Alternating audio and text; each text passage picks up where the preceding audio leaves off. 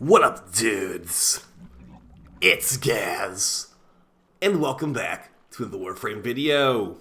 So I got a lot of comments on my bile farming guide from last week that you guys wanted a Stela farming guide, and here we are today with the meta Stela farming guide in WARFRAME.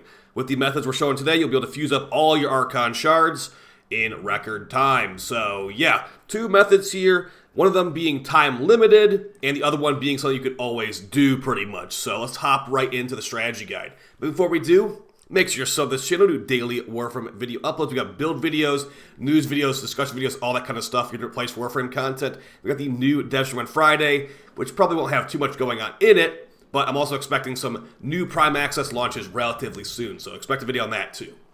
Okay, so Stela farming, what is the situation here as far as what the best ways to get Stela? And what do you even use Stela for in the first place? Well, first things first, if you want Stela, it's going to be used to fuse Archon shards. So if we look over here at the Archon shard segment in our ship, we can take blue shards and red shards, make them into purple shards, we can make them into a green shard. That's going to cost 50 Stela to fuse those together. If we want a ascent fusion, basically make normal shards into Tau shards, that'll be 100 Stela per fuse. And this resource only comes from one place. It comes from the Cavia, basically the basement of Deimos. And the best two missions to do this are going to be as follows. Unfortunately, it's kind of hard to say exactly what it is, but yes, the Deep Archimedia final boss mission is the one you see right now. It's the best Stela farm. It's actually going to be requiring a specific modifier. So the normal version of this boss fight is nowhere near as good for farming Stela. You must be doing the Archimedia version, and preferably the Elite Archimedia version, because it makes the boss fight take longer, because it's just higher level. Why do we need this? Because it's the Relentless Tide modifier for the Elite Archimedia. It's technically for the normal one too, but I'd recommend the Elite one for this. So yes, Relentless Tide. The Fragmented Tide never stops attacking. It also means it never stops spawning enemies to kill that are going to drop Stela for you. So here's some of the big issues, okay? This method does have issues. These missions rotate on a weekly basis. So on Sunday night, your Stela farm is going away. This method, the other one I show later, isn't going away. But yes, this one can get you over 1,000 Stela in one boss fight. We can quickly show that proof right now. So at the end here, I think I show the Stela. Now, the spawn spot you get, there you go. So 1074 Stela in 11 minutes. The spawn spot you get for the final boss fight does influence how much you can get. You can get 2,000 plus Stela in the better spawn spots, but we did this twice. We got the bad spawn spot both times, so I was not doing it a third time. But basically, yeah, we got 2,000 Stela from those two runs. If you had the better spawn spot, that would have been 4,000 Stela from those two runs. But either way, you want to have the Relentless Tide modifier for the final boss fight in EDA. This requires rank 5 to unlock it. And since we're doing the farm method, you don't need to put any of these modifiers on. Don't worry about these modifiers unless they actually help you. And we have specific frames we want to use for this because the enemies spawn really, really fast. We want the actual best nuking frames in all of WARFRAME. And we also want the best looting frames in all of WARFRAME too. Because, yeah, frames like Necros just are too slow for this, honestly. So, as you see in the background footage, there's like hundreds of enemies dying. I think we finished this mission with about like 8,000 kills in an 11-minute mission. So yeah, I'm gonna recommend to you Sevagoth, who's a great nuker, and as far as the loot frame to give us extra Stela from these kills, Khora with Pilfering, Strangledome. Necros can only do, I think it's like 2 or 3 dead bodies every couple of seconds, so it's way too slow for this. And also, like I said, this spawn spot's terrible. We have enemies spawning behind the wall, and the other spawn spots, they all spawn directly on top of you to get a lot more kills in Stela. Okay, so that being said, let's show the first method, builds-wise, what you can expect and what you should probably rock for this if you want to do the exact same thing. And yeah, unfortunately, since it is the final mission, you need to go through the Alchemy and the Mirror Defense to get to this, to get to like the Stela Mines at the end, okay. So that being established, let's go over some builds really quick. I'm not gonna overly explain these builds, just a heads up. I'm gonna show you the builds that you can run, and we're gonna move on to the other method because, you know, time is Stela. You only have so much time to farm this. So for the Sevagoth DPS players, we want 2 Sevagoth players. And remind the Sevagoth players to walk around constantly, because you just stand there, you actually get loot overflow, and it doesn't actually give you the loot. So, got a build for you right here. Now, you might be like, hey, where else do survivability mods go? Besides Brief Respite. We're going to also have a Dante player keeping us all alive. So Dante, it's going to be Nourish Dante, basically giving everyone energy and Overguard, but for Sevagoth, he needs to have Roar to get his one-shots off. So use the second ability, Sow, and then the first ability, Reap, and then you'll just have Ghost going crazy with Darth Propagation, and Shadow Haze just annihilating everything in one hit. You're going to be killing things so fast that Khora is literally there to support, not to kill. So Khora is the support player this time. Overextended and stretched to get a larger AoE on your Ghost kill hitbox. And yeah, the rest of it's just good to go, basically. So that's the Sevagoth. You don't really need to care about the weapons too much. And again, no survivability needed on this build, as you'll have Dante basically taking care of you. So moving on to Khora.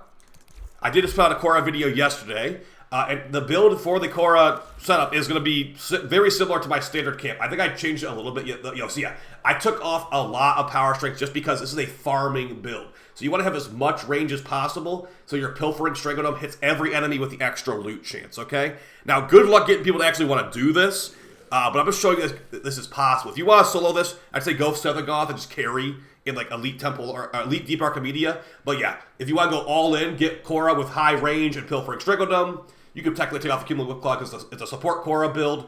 You don't need power donation either. Just put on whatever you feel like in that slot. I think I had Brief Respite in my video yesterday. But yeah, big thing is just I've gone for pretty much maximum range. We cover most of the area. And remember, too, you can place 2 Strangledomes with Khora at a time. Dispensary to drop orbs for my teammates. Alongside Nourish from Dante, we should be basically good to go.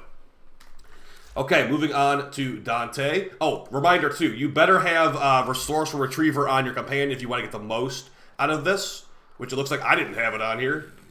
So yeah, took the Retriever mod off. Whoops. Go ahead and take that, put that back on. I think that was like a video, I was just showing it. But yeah, this gives more resources. So do the resource drop chance boosters and resource drop amount boosters, okay? Now for the final frame for this method, we're gonna go over Dante real quick. And the big thing about Dante here is he is going to be just giving everybody Overguard. So press Light Verse twice, then press 4th ability Final Verse for Triumph to give everybody Overguard and Overguard regen on kill. But you probably do want to be spamming it too with Dante just to make sure everyone is alive. So Nourish will give Sevagoth increased energy multiplier. And yeah, Overguard on deck pretty much. So good stuff here. You don't really need Energy Nexus, but I got it on there anyway.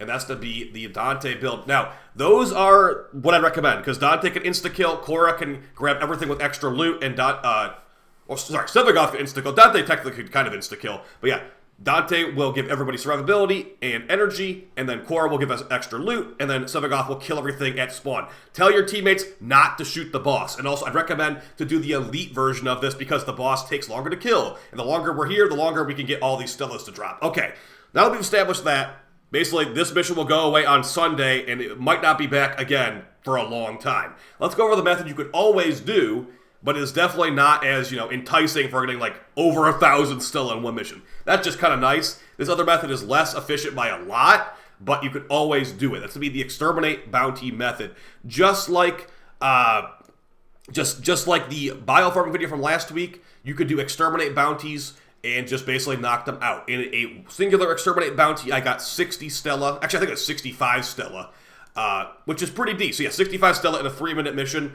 You compare that rate to the rate we were getting for the final boss fight. It's pretty much less than half the rate, but you can always do this. So yeah, as far as what to do for this one, just do the exact same method from my bio farming video, but just go to a different planet. Go to the Kavia instead of the Zeramon, and yes, over time you'll get plenty, and you also get a decent amount of endo drops and other resources too. But yeah, guys, take advantage of the Relentless Tide modifier while you can. And if you don't have the Relentless Tide up for that week, maybe you don't have the Elite Archimedia unlocked in the first place, you can just go knock out and exterminate missions like before with Speedrun Mirage, basically. So yeah, that's gonna be basically it for the video. As far as some other methods I didn't properly test out because it just seemed like it would take way too much time. I've heard people saying that doing endurance fissures on this planet can also be decent, because if you didn't know this, the longer you're in an endurance survival fissure, like other endless fissures, you get a resource multiplier up to an extent. So that resource multiplier would apply to Stella. So if you were in like a survival fissure for like over an hour, you'd probably be getting decent Stella drops from enemies. But that being said, it takes a while to get ramped up to that. So I'd say stick to these two main methods. Boss fight when it's up for the ETA version, and exterminate when that's not up, just to get at some quick 65 Stella here and there. So We'll quickly show the Mirage build. I'm going to call this one a video, guys. Those are your two main methods to get thousands and thousands of Stella and hopefully infuse every Archon shard up, no problem. So here's my Mirage build. Got like 4 videos of this build on the channel at this point. A Fentis to make it where we can fire our rocket launcher pistols faster. The Icarius build doesn't actually matter, but there you go. And the Icarius build does matter because it's good. We got either gas electric or easily corrosive heat just by switching around those mods. I got a Toxin Ribbon. You don't have a Toxin Ribbon, put a Toxin mod on there instead. And the Prenos to move faster. Okay, so that's me basically it. Oh yeah, one more thing too. The Chesta Kubra is only 1 dead body extra loot per 25 seconds, or every 10 seconds, so it's not worth equipping for this because we're getting thousands and thousands of kills. So yeah, one enemy every 10 seconds is not worth it when you're killing 8,000 enemies. So I'll see you guys next time. Appreciate the support. Take it easy. Peace.